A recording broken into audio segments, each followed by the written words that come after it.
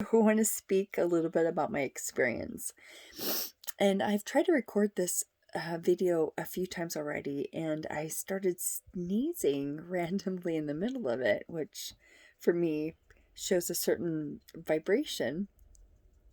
Um, but I really wanted to talk about was the word cognitive dissonance and what I've observed about it personally, and how from that moment I've also stood in an objective observation with myself and others of how that may play out in our own lives. So I wanted to speak about my personal experience, and that is my father passed away about 13 years ago.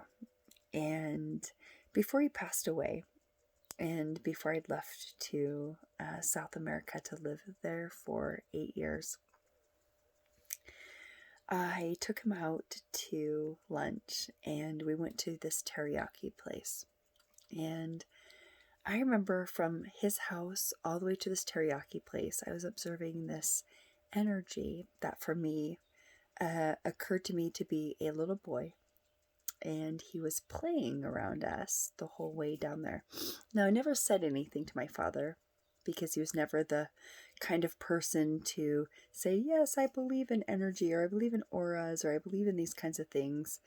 And so I just wanted to respect that space. But in this moment, I happened to see, from the moment we ordered and sat down, and we both had our glasses of water sitting there with us, I asked him, and then I saw this energy, this little boy that occurred to me to be a little boy, kind of playing behind him.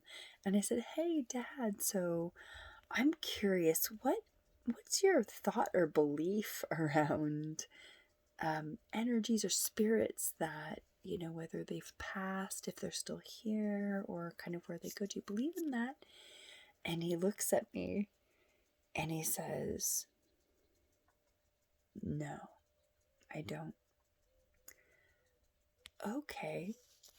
And literally no sooner had I said, okay, there was a full glass of water on my right that moved from one side of the table to the other and stopped. And I asked again to my father, so now do you? And he said, no. And in that moment, I really got how deep the unconscious is to awakening to things that are right in front of us, that are really clear, that are tangible, and the no that we create to the no that we create. I've since thought about all the reasons why we create the no, but that's not important right now. The point is the cognitive dissonance, that there is something clearly happening. This glass for me was moving across the table, but there is a person who is my father, i.e. an authority, that is saying, no, that's not happening in his world. That's clearly not even actually occurring.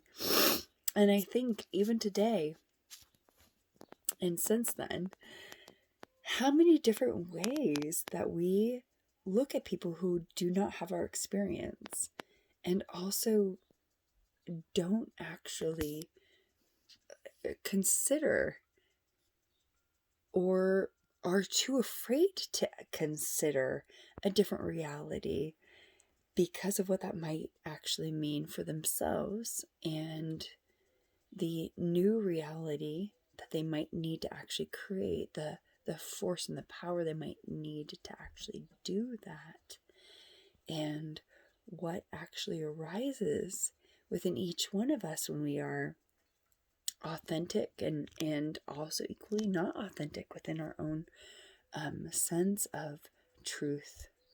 And so, yeah, I wanted to speak about just specifically the cognitive dissonance. I have a feeling that that's going to be something for us as humans that's going to be really alive, and we're going to need support around, especially when we start waking up and realizing that what we thought has been happening this whole time and we just weren't aware, and that there are varying degrees of that deepening and awakening and revealing as we're ready to embrace spirit.